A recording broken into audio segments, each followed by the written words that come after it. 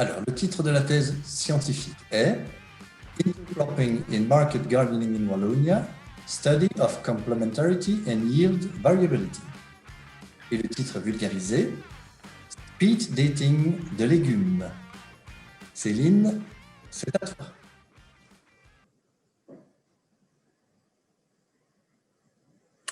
Bonjour à toutes et à tous. Je suppose que tout le monde sera d'accord avec moi pour dire que trouver l'amour, c'est compliqué. Je vais peut-être vous surprendre, mais les légumes ont le même problème. En agriculture, il existe une pratique qui consiste, en quelque sorte, à mettre les plantes en couple. On parle d'association de culture. Plus concrètement, il s'agit de cultiver deux plantes différentes, l'une à côté de l'autre, au même moment. Mais quel est l'intérêt de cette pratique ? Eh bien, figurez-vous qu'elle peut avoir de nombreux avantages. Par exemple, réduire l'utilisation de pesticides ou augmenter la production de légumes par mètre carré. Mais si elles sont si bien que ça, ces associations, pourquoi est-ce qu'on ne les voit pas partout ? En réalité, trouver une association avantageuse, ce n'est pas si simple. Prenons l'exemple de deux couples. Entre Fred et Oscar, c'est l'amour fou. Ils se complètent et s'entraident. Julie et Robin, par contre, ils ont un peu plus de mal et se disputent sans arrêt. On pourrait dire qu'un couple qui fonctionne, c'est un peu une question de complémentarité de personnalité. Une association de culture, c'est comme un couple. Il faut trouver pour chaque plante le partenaire idéal. Alors bien sûr, on ne parlera pas ici de personnalité, mais chaque plante a une forme qui lui est propre, que l'on appelle l'architecture, et des besoins qui font qu'elle ne sera pas compatible avec toutes les autres plantes.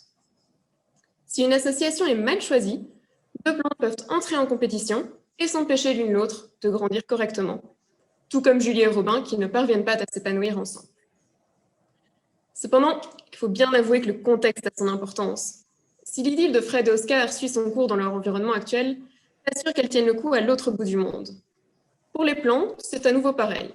En fonction de la fertilisation, de l'irrigation ou du milieu dans lequel il est cultivé, un même couple de légumes pourrait, dans un cas, être avantageux ou dans un autre, engendrer des pertes de rendement. Dans ma thèse, j'essaie de trouver les couples de légumes du type Fred et Oscar.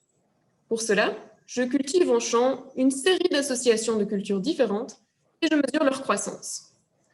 J'organise en quelque sorte un speed dating pour plantes. Cela me permet d'identifier les types d'architecture de plantes qui s'accordent et ceux qu'il ne faut surtout pas associer. Par ailleurs, grâce à une précieuse collaboration avec des maraîchers, j'étudie également le développement de certains de ces couples de légumes dans différents contextes afin de déterminer dans quelle situation une même association de cultures se comportera plutôt comme Julie et Robin ou plutôt comme Fred et Oscar. En résumé, on pourrait dire que l'objectif de ma thèse, c'est un peu de trouver la recette de l'amour entre les légumes, car celle-ci permettrait de faciliter l'utilisation des associations de cultures par les maraîchers professionnels et de faire un pas de plus vers une agriculture plus durable. Merci.